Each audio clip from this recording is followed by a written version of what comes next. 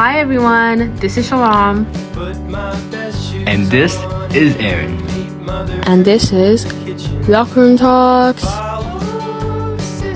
In today's episode, we will be reading and hardcore analyzing Of the poem I Grew Up.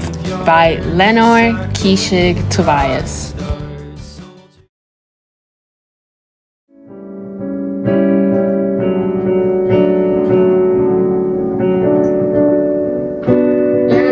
Okay, Aaron, we're good.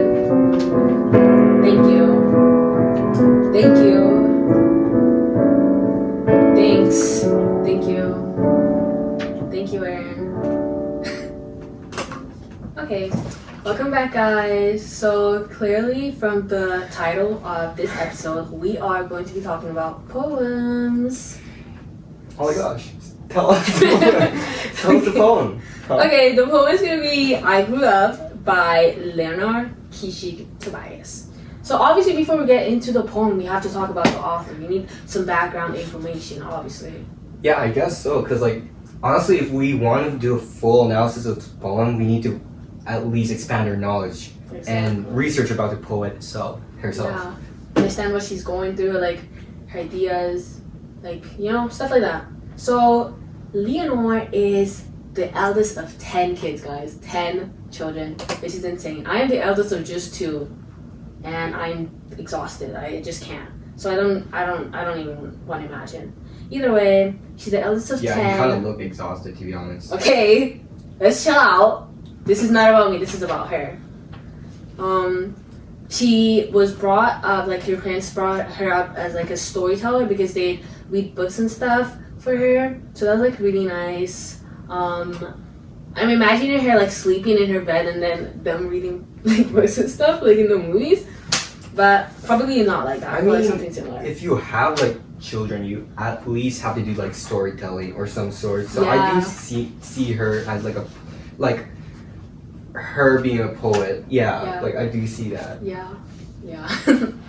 And she was, as Aaron said, she's a poet, obviously. She's a journalist, guys, insane, a scholar, and a bunch of other things. She was born in Ontario in 1950. So that's a good thing I know. Yeah. Oh, did you mention about how Anisha B is a storyteller? She's an Anisha B storyteller.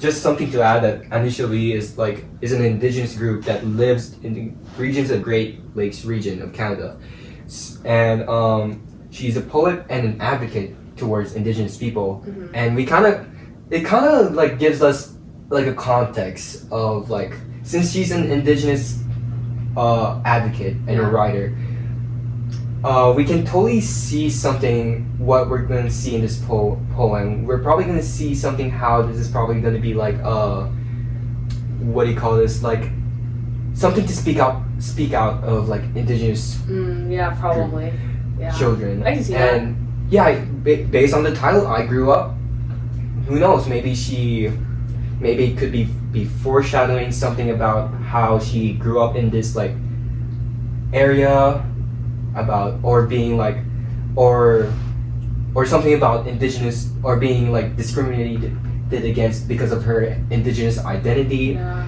We can totally see how It can branch out into a bunch of stuff. Yeah, the background of the poet and what she does can connect to the poem itself, and how it can make a bunch of ideas and create more and more solutions or interpretations of the poem itself. Yeah, exactly. You're right. That is so true. So, as we said before, the information on the background is clearly, obviously, super important. As Aaron has mentioned, he mentioned all of this information that we learn about her adds more into the poem and how we interpret it and stuff before we even start to read it. So, let's read it. Let's start. Okay. Show us your reading skills. Okay. Hopefully it's not low enough. It's high. It's good. How did you do with popcorn reading, Aaron? How did you do with popcorn reading, Aaron? That's probably reading. It's popcorn reading is people read and Maybe you should read. Okay. Jesus. So, I grew up by Leonore Keishig Tobias. I grew up on the reserve thinking it was the most beautiful place in the world. I grew up thinking I'm never going to leave this place. I was a child who would lie under trees, watching wind's rhythms sway leafy boughs back and forth, sweeping it seemed the clouds into great piles, and rocking me as I snuggled in the grass like a bug basking in the sun. I grew up on the reserve thinking it was the most beautiful place in the world. I grew up thinking I'm never going to leave this place. I was a child who ran wild rhythms through the fields, the streams, the bush, eating berries, cupping cool water to my wild-strained mouth, and hiding in the treetops with my friends. We used to laugh at teachers and tourists who referred our bush as forest or woods. Forests and woods were places of fairy tale text, were places where people, especially children, got lost, where wild beasts roamed. Our bush was where we played and where the rabbits, squirrels, foxes, deer, and the bear lived. I grew up thinking I'm never going to leave this place. I grew up on the reserve thinking it was the most beautiful place in the world. What do you think? Is it depressing? Honestly, yeah, I kind of think it has, I don't want to say a negative connotation, but like a more depressing aspect to it. Yeah, that's what I think, honestly. Yeah. You know What do what you I think? What? It's kind of empowering or encouraging. How? How so? What's your ad? Like, what do you I don't know, cause like, well, I do know. Well, in my context. Okay. So basically, I would like to point out like how she grew up with this reserve. Mhm. Before we move on like what's it like why I think it's depressed. It's not that depressing. I just want to point out like in the first stanza, like the first line, I grew up thinking. Mhm. I want to interpret that as like a child who used to have this like feeble ideas. Mhm.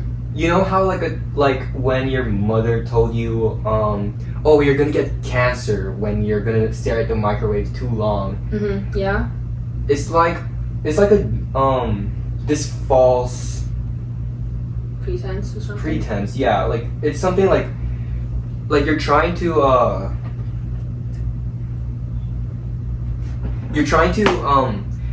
you're trying to hide this person from not doing what you want to do. Mhm. So Trick like them or something like that. like yeah, like when something's annoying you and you're just telling this person a lie so Mhm. that they can stop that. Yeah. Yeah, Okay, something like that. Like these kids are being lied to, Mhm. like think into a different perspective when in actuality they're actually not. And I want to move on to the word reserve. So like from that word we can totally tell this is gonna be something about an indigenous community Mhm. Yeah. being lied to. I can interpret this because like right now like most of the reserves right now in this context are really bad. Like Yeah.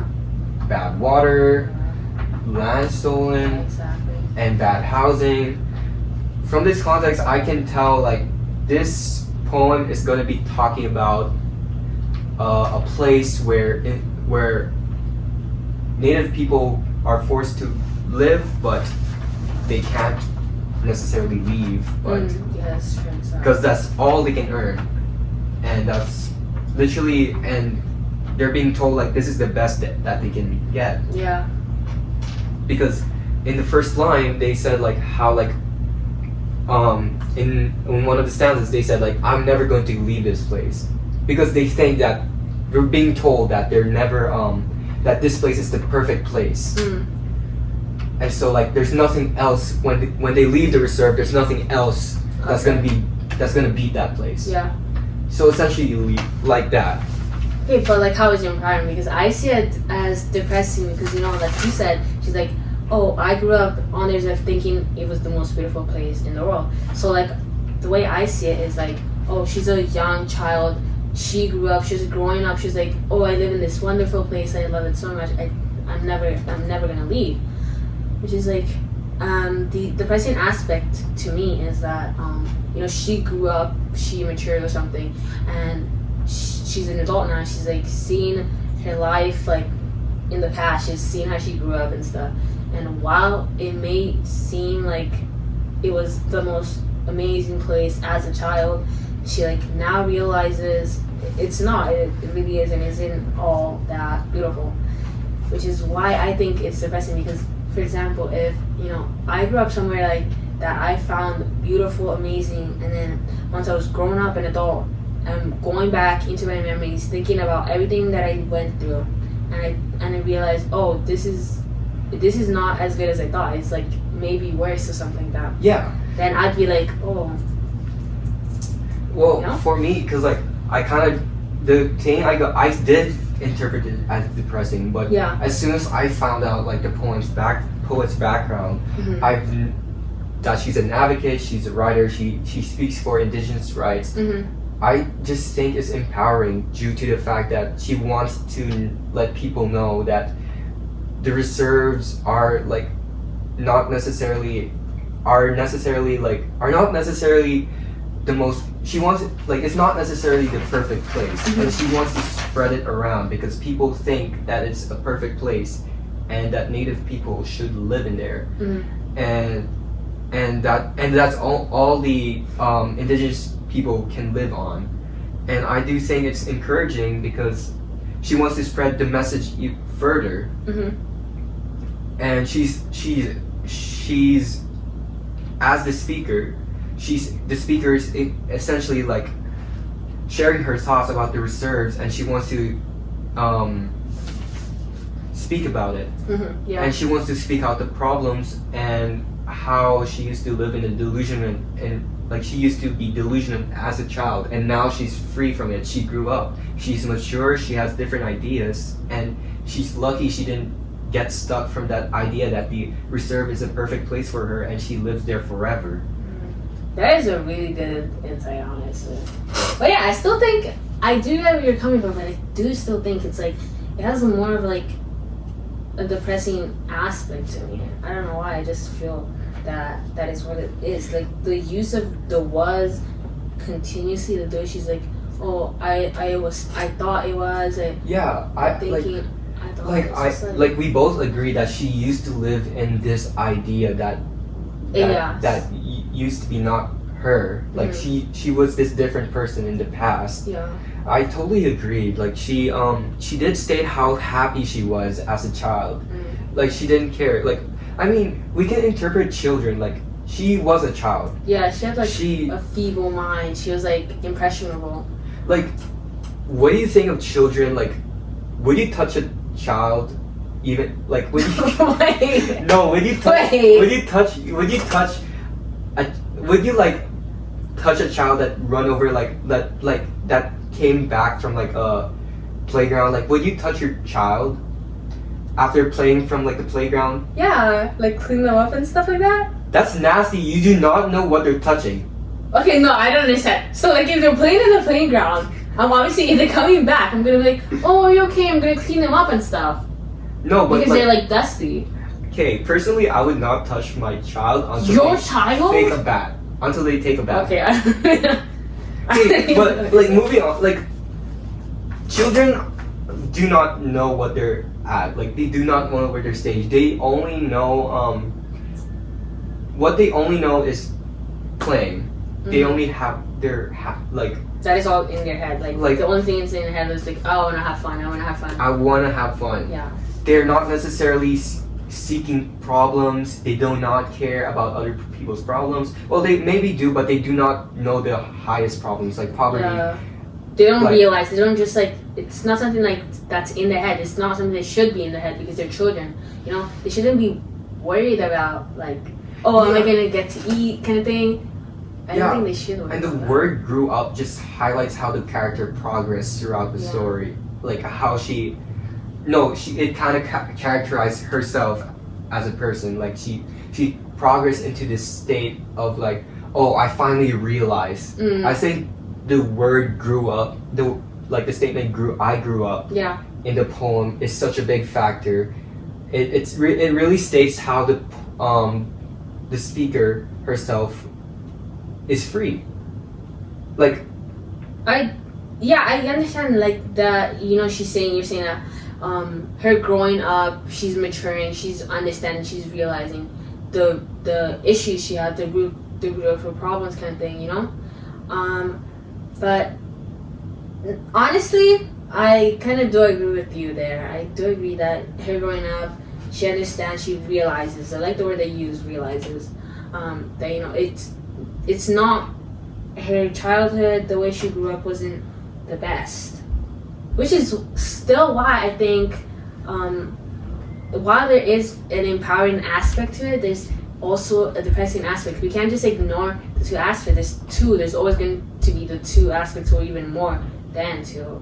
There's going to be one that's going to be like, oh yeah, she left. She realized that she was like not as empowered, so she left. Good for her. But there's also going to be a part of her that's going to be like, yeah, good for me, but like I'm not as like it wasn't, my childhood wasn't that great.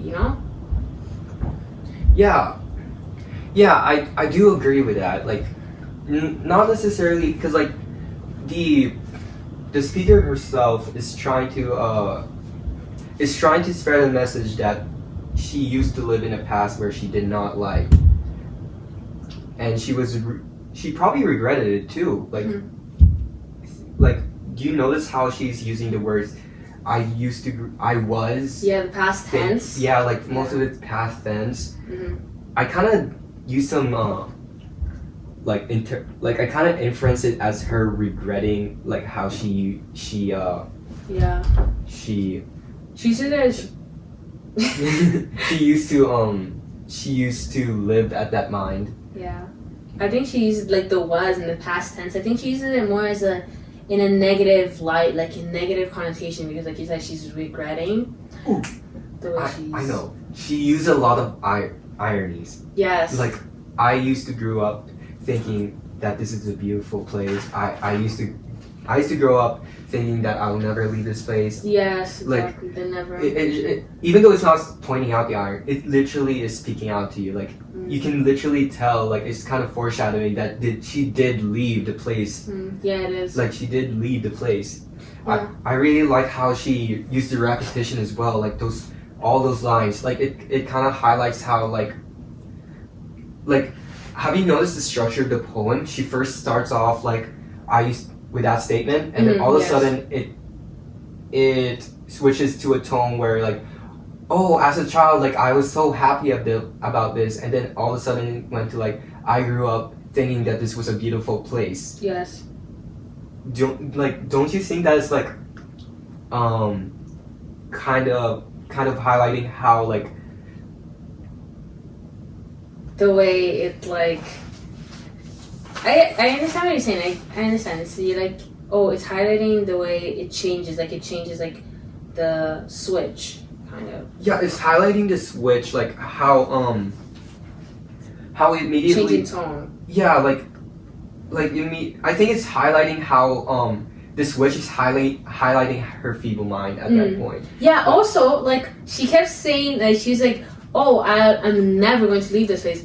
I grew up thinking I was never doing this and never. So I think her using never as a hyperbole just like increases and just like promotes the fact that that she is a child. At the end of the day, when she thought she was never going to leave that place, she was a child because she didn't realize the gravity of the word never, like never going to leave that place. She didn't realize how grave the word was. So she did understand that she was like so like her using never just pushes more of an aspect that she is a child while she's thinking this, Yeah, like I just scary. Gross. Like I do like how I do think the word child in the poem is also important. Mm-hmm. Like how the contrast between the grow up and the child. It does, going back again, it does symbolize mature mind versus the immature mind. Yeah. So like reality versus expectations. I kind of like to interpret child as this big ambition. Why? Children's. I did this as my AP art project. Yeah. So basically, I kind of interpret children as like this ambitious minds. Like They wanna when you become were a independent. child, you had unrealistic expectations. Yeah. Like you were a superhero. You were like you wanted to be a superhero, a princess, the president. Like those unrealistic jobs. I mean, not me, but like I guess some kids. I mean, my brother, he wanted to be a superhero. Like that's true. I bet you did. You wanted to be a president? What did you want to be? Anyways, we have those unrealistic expectations. Like as a child, when I was a child, like I dreamt of being like this popular guy in high school. Look what happened. I thought you were gonna say, I dreamt of being a pop star on the stage with a guitar, playing my heart out, and I was like, okay, maybe. I mean, I can do that. It's hard for me. It's not But hard. anyways, but like Okay, whatever. children have this unrealistic expectations, but we then all of a sudden try and grow up. When we grow up, we slowly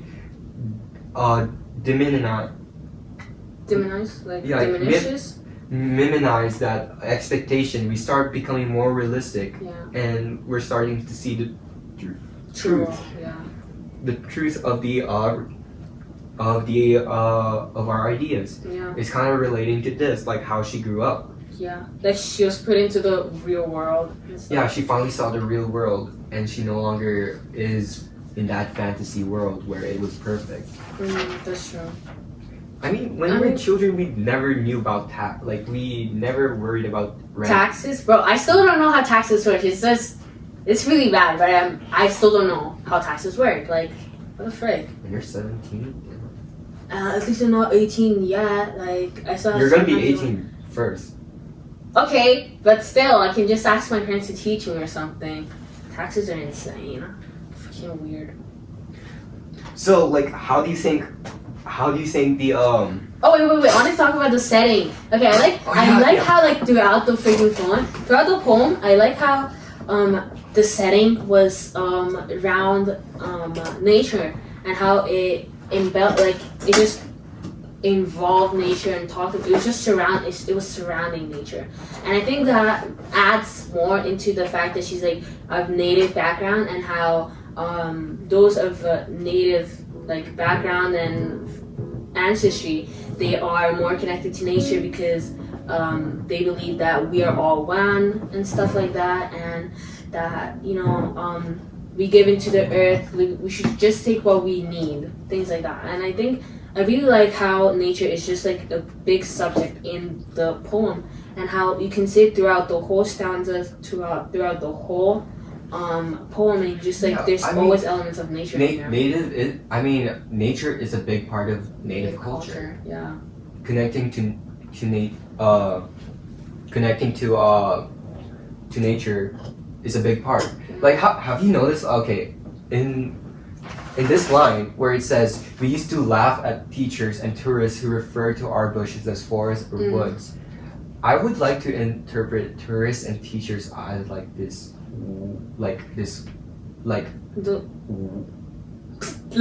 why? White people. Yeah. Or Just like people who didn't live in the reserve. Yeah, people outside the reserve, like people in the real world, I guess. Because like I want to say that the reserves keeps like indigenous peoples like more closed off from the world, and it's like they just like are in this bubble, and it's like not even a good bubble. It's a really bad bubble. I want to interpret how like the teachers and the tourists are the ones that are trying to point out that the place they're living in is not a normal place to live in, because they referred to it as forests or woods, and the speaker mentioned how they laughed at it, saying like, "Oh no, we're perfect here. Like this is a perfect place. I don't know why you guys are laughing." Yeah. Like, and No, I think the speaker was laughing. The speaker is like, the speaker was laughing. Okay, She used to laugh at them. Yeah. And she mentioned how the forest and the woods were the places of fairy tale text. Yes. Fairy tale. Yeah. Fantasy. Yes, exactly. Like they were living in the fantasy In a fantasy world, the thing. It was not actually the real world they're actually living in. Somewhere like outside there, magical. It's just like not here, not existent. Kind of thing. Out of sight, out of mind. I really love how the author like highlights the setting. Like the setting is really such a big factor in this poem. Like it. Like the simile of her and being a bug. Yeah, like she's sun basking in the sun. She's using a lot of By the way, awesome freaking feeling. It's like when you're like I don't want to say depressed, but like when you're stressed and stuff, and you're like think that the world is crumbling down. What? And then and just go outside and it's sunny. It's so amazing. I understand the feeling, but probably not like that. No, cause like she loves to connect things to nature. Yes. Like nature is such a big factor. Like nature is like I said, like nature is a big factor in native culture. Yes. She likes to incorporate people. She loves to incorporate animals. Yes. Yeah. The bear, forest. the squirrel. Which one is it again? There's like more. Girl, it's a wild animal. Okay, I'm just asking. You know, this one time I saw a squirrel like on the line. You know, like actual cartoon stuff. They were on the freaking line, the wire like telephone line, and they were like running. It was insane. I took a picture, but it was really bad. No one cares. No one. It was like so cartoonish, animated. I was like, no one cares. This is real, guys. No one cares. The squirrel actually runs. No one cares. Okay, keep going. No one cares. Anyways, irrelevant. And adding to the forest and the woods. Mm-hmm. They mentioned how like the place where people got lost and children got lost. Yeah, I would like to. And she said something about the beasts living there, and I was like, when I read that, I was like, oh, so is the outside world like interpreting the people that are living in the reserves as beasts and stuff like that as like not people, you know? I would like to think that they got lost in the fake world. Like they don't see their outside world. Yeah. Like they're disillusioned. Like you get. Who is it? Who is? Like the people that are living in the forest. In the forest? Yeah. Probably true. I also like how there's like personification in the poem, and how she personified whatever the wind, and she said it was like a rhythm or something like that. I can't see the poem right now, but like yeah, she said something about it being a rhythm. Yeah, she said watching wind's rhythm sway leafy boughs back and forth. Yeah, I just like how she said something about a rhythm also afterwards, but I just like how she like makes nature and elements in nature feel like people, not feel like them, but like more say like have their characteristics and stuff. Like I guess you can see the rhythm in the wind. It's more calm than anything. If I see the wind and I see it blowing, I imagine it's like more calm and like a violin. So yeah, Violin. Yeah, because it's like. Oh. Yeah. When I think of the wind, I'm thinking of a violin. That's the rhythm. I don't know if there's really rhythm in a violin, but like, you know what I'm saying. But yeah, I do like how she personifies the wind and elements in nature and stuff like that. It's really nice to see. So what do you think the poem in general, like? Honestly, I think overall it does. I still think there's those two aspects I talked about before, the encouragement and the depressing part. More of the encouragement now though, after talking about it with you. But I still think there is some aspect of Yeah, the. because like I do think, cause like I'm still sticking with the encouragement part. Yeah, I understand that, 'Cause, but like, I'm still sticking with my part too. girl, I- didn't you say that you were leaning over? Yeah, but now that you're sticking with your part, now I'm gonna stick with my part. I didn't say I was giving up on my part, and I like my part. See, now the cat is kind of scared of you. It's not scared of me. Matilda. Anyways, so I do think that I love the poem in general. Like I do Yeah. think I love how the author maximizes the setting. Like Mm. setting is definitely a biggest Big part of big the part, poem. and how she compares it with other, like how she describes the settings. Yes. So, anyways, Mm. that wraps it up. Wraps it up, guys. Oh my See god. you next time. Probably. We'll see you guys next time. Bye. Bye.